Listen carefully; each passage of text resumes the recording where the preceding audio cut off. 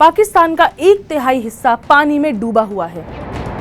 लगभग 3 करोड़ 30 लाख की आबादी पर पड़ा है असर। पाकिस्तान डिस्प्लेसमेंट लगभग 6 आयरलैंड के बराबर।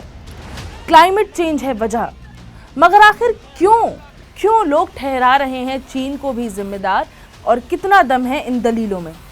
नमस्कार, मैं हूं साहिबा खान और आप देख रहे हैं अनकट। सिंधु और काबुल नदियों के किनारे अचानक आई इस बाढ़ में 1000 से भी ज्यादा लोग मारे जा चुके हैं। अर्थव्यवस्था को करीब 10 अरब डॉलर का नुकसान पहुंचा है।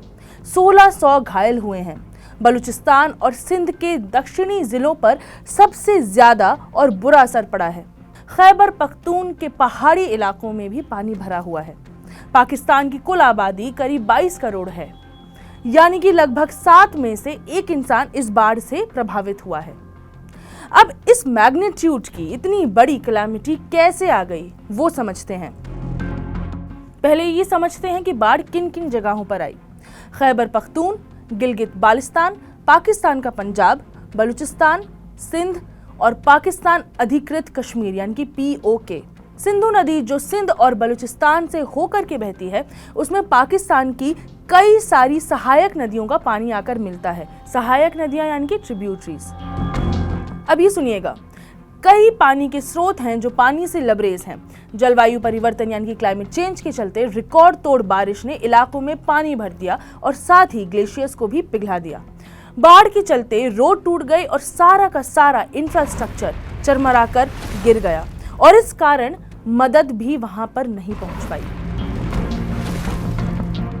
अब ये तो सच है कि जलवायु परिवर्तन सबसे बड़ी वजह है, प्राइमरी वजह है, मगर जलवायु परिवर्तन हम जैसे लोगों की ही वजह से तो होता है।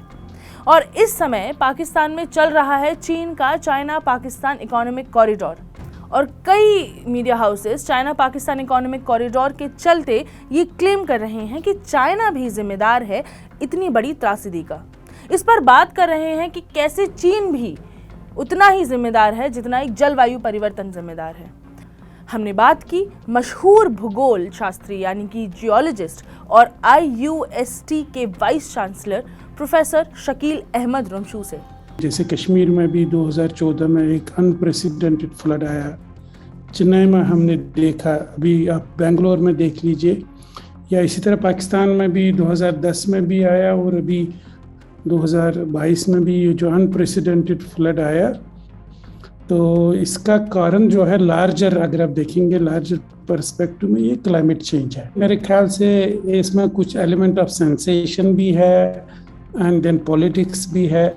लेकिन अगर आप देखें, जैसे कुछ अखबारों में ये भी आया है या कुछ न्यूज़ पोर्टल्स पर कि हाइड्रो पावर एक्टिविटी की वजह से वहाँ पर ये हुआ है।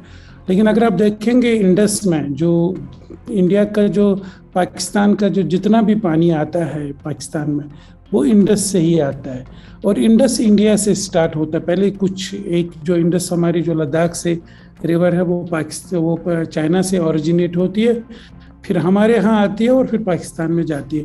तो अगर कुछ हाइड्रो पावर एक्टिविटी, कोई लेक बर्स्ट होता, कोई डैम बर्स्ट होता, तो पहले तो हमें उसका पता चलता यहाँ इंडिया में, फिर वो पाकिस्तान जाता।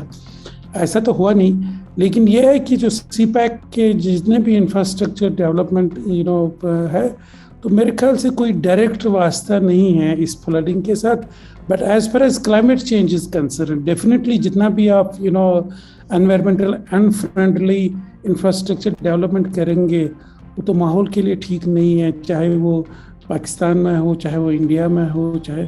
तो ये डेफिनेटली जो CPEC का है, it is massive infrastructure development. तो ये थे प्रोफेसर शकील अहमद रुमशू, और इनकी बातों से तो समझ आ रहा है कि पाकिस्तान की बाढ़ की एक लौती वजह है जलवायु परिवर्तन।